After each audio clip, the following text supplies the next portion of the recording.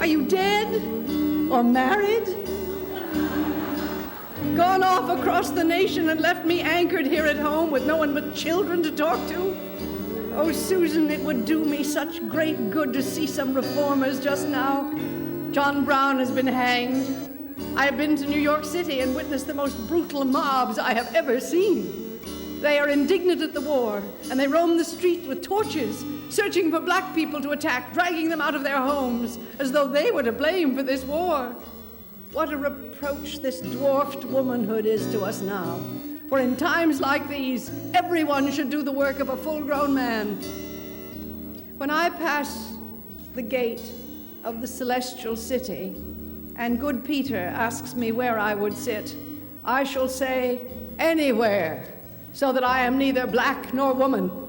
Confer on me, good angel, the glory of white manhood, so that I may finally know what it means to stand tall and what it means to be truly free.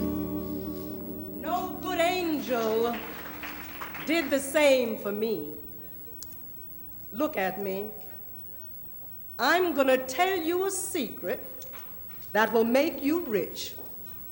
The head of Harriet Tubman, this one right here that I'm wearing, is worth $40,000 with or without the body. You can earn $40,000 fair and square. Just come up here and get me. Take me back to my rightful owners. You see, I've been doing things that are against the law. I've been stealing the property of honest men, taking their slaves to freedom. Now, think what you could do with $40,000. You could buy a farm or two. You could buy a team of horses. Why, you could even buy a printing press and fight against social injustice. Well, since I'm being so direct with you, I might as well let you know that I've been looking at a home in Cayuga County. It's a little farm outside Auburn. Pretty little place. I've come to like New York, and I've got a mind to move here and bring my friends and family. Now, what would you say to that? Harriet Tubman and her kinfolk moving to New York State to live? Tell me, would we be welcome here? Yes. I ask you, would we be welcome here? Yes. I can't hear you. Would we be welcome here? Now, if we come here to live, could we come to your schools? Could we study with you? Could we come to your schools? And could we come to your churches? Could we worship God with you? Could we come to your churches? Glory. And could we work with you? Now, I don't mean clean up after you.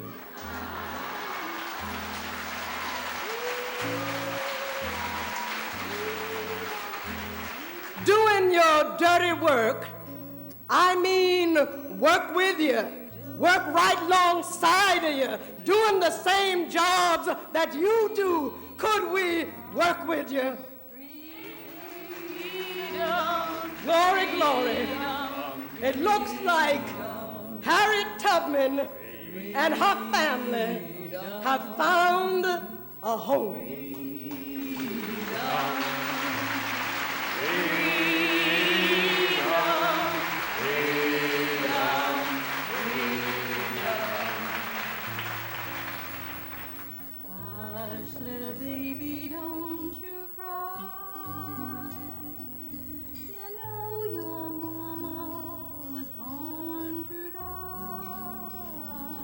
Dear friend, it is illegal. you have no my dear, how bad I need your help? It is illegal to help you. I am 38 years old, and I have 6 living children. Illegal. It is and illegal one dead. to help you. Please, do be kind and tell me just some little thing to help me out. I promise never to give you away. In 1873, Anthony Comstock became secretary for the New York Society for the Suppression of Vice. In his campaign to outlaw anything he considered lewd, lascivious, filthy, or indecent, Comstock succeeded in making it a federal crime to share contraceptive information. All of my trials soon will be over. The doctor says I will die if I have another baby, but he will not tell me how to prevent it. They say it's against the law. I will help you. My mother was destroyed giving birth too many times, and I will not see the same thing happen to other women. Arrest her! As long as you continue to degrade women like this, civilization itself will remain degraded. Your religions tell you that little children should respect their mothers. Yet how can children respect any mother when it is clear to them that she has no control whatsoever over her own life or over theirs? In the slums of Brooklyn, Margaret Sanger began to teach birth control. Although she never succeeded in overturning the Comstock law, she rendered it almost powerless by repeatedly violating it and carrying her case to the higher courts, where she was frequently upheld. She was sent to prison 9 times, but she served her sentences teaching birth control to other prisoners.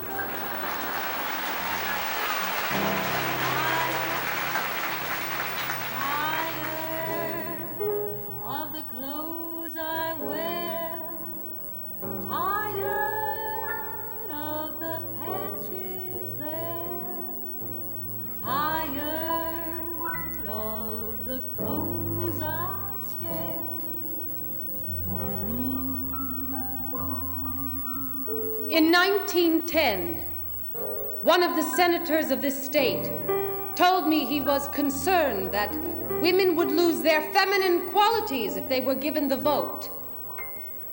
Well, let me tell you, we have women working in the foundries, stripped to the waist, if you please, because of the heat. Yet, the senator says nothing about these women losing their charm. The only reason that women work in the foundries is that they are cheaper and work longer hours than men. There are women working in the laundries, standing for 13 and 14 hours in the terrible steam and heat with their hands in hot starch. Surely, these women won't lose any more of their beauty and charm by putting a ballot in a ballot box once a year.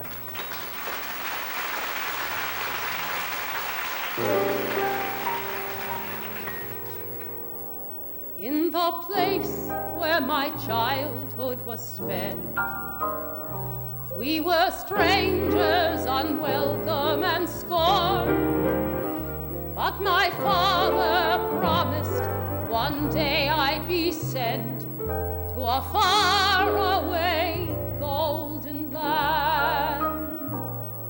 And I counted the days till the day when at last I set out on my own for a shore where a welcome lamp lighted the way to my dreamed about golden land. And it looked as I imagined, with its towers fair to see and its streets were full of promise of a bright new world for me. But I all too soon discovered that the life I came to find was as empty as the life I left behind. It's a job where I work till I weep. It's a room down the hall where I sleep. Still I cling to the dream that this world bright and new will offer me its hand and be for me a golden land.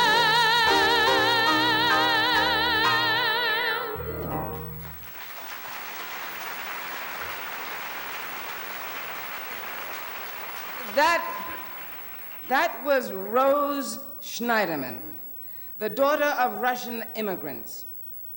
She did more than anyone else in this country to abolish the sweatshops and upgrade the conditions people worked under. When the trade union women and the feminists got together just after the turn of the 20th century, the women of this state really began to make some progress. And here's Carrie Chapman Catt. When she got married, she and her husband signed a contract agreeing that she would take off 2 months in the spring and 2 in the fall to work for suffrage. But by 1915, she was spending 12 months a year on suffrage.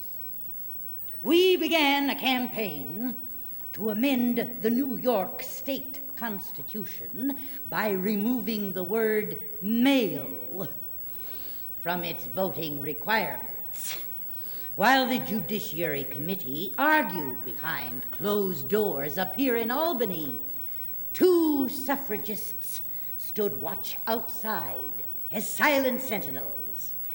Down in New York City, we assigned a leader to each assembly district, a captain to each election district, and we brought them all together for training in suffrage schools. Gradually, we branched out across the entire state, conducting over 6,000 meetings, distributing 3 million pamphlets. When the bill finally came to referendum, we had won 43% of the vote. We had lost. But we didn't let it get us down. 2 days later, we all went down to Cooper Union. Women came, representing every county in the state. We brought out a brass band and flags as though we were celebrating a victory. We raised $150, and that day we began our next campaign.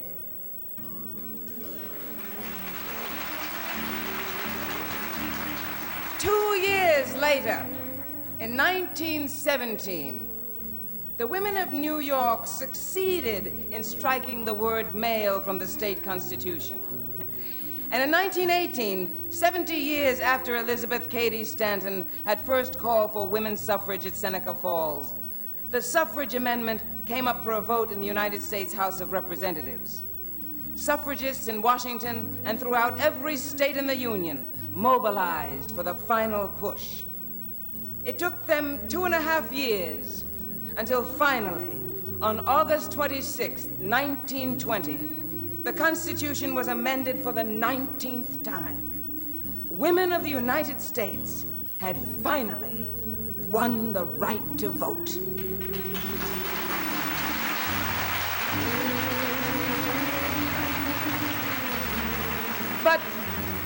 But the laws affecting their lives, their educations, their jobs, their property, their marriages, their pregnancies, their very names were different from one state to the next.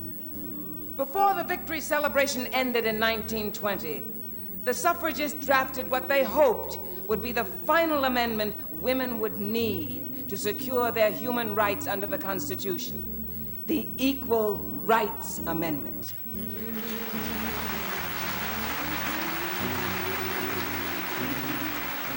Alice Paul, the author of the ERA, is now 92 years old. And she can't be with us here today at our family reunion. Alice Paul has devoted her entire life to your rights and mine. She is one of our last links with the past, and we may very well be her last hope for the future. Glory, glory, hallelujah. Glory, glory, hallelujah. Glory, glory, hallelujah. The truth is marching on. Join us! Glory, glory, hallelujah.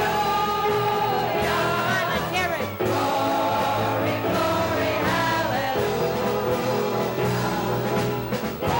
Please join us. Glory, hallelujah.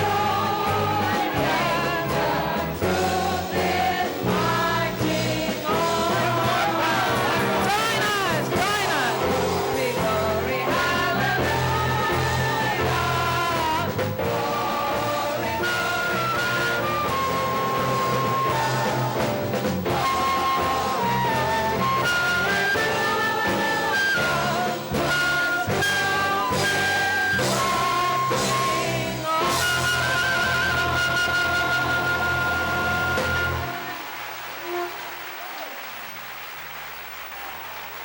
I would like you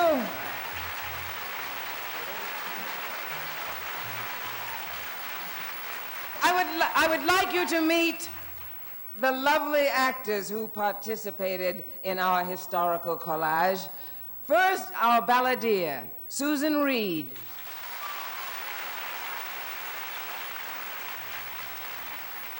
Shirley Blank. Thelma Lee. Ron Fletcher. Hattie Winston. David Bowman. Kathrine Grody. Rosalind Harris. Beth Holland. Nancy Andrews. Martha Greenhouse.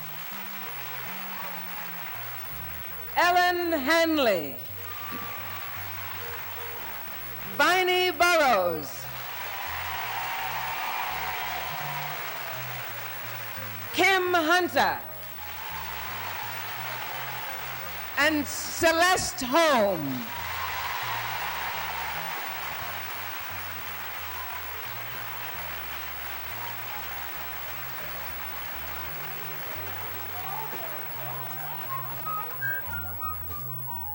Don't leave, it's not over. That's a tough act to follow. Hello, I'm Kathrine Switzer, and I'm a world-ranked long-distance runner, and I was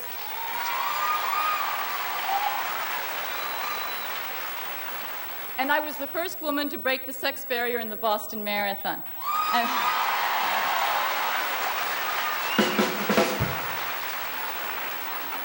And I'm very pleased and I'm very proud to present another first person here tonight, Midge Costanza. Midge is the assistant to President Carter for public liaison, and she is the first ever woman appointed as an assistant to the president. And before she went to Washington earlier this year, Midge was also the vice mayor of the city of Rochester. Would you please help me in welcoming Midge?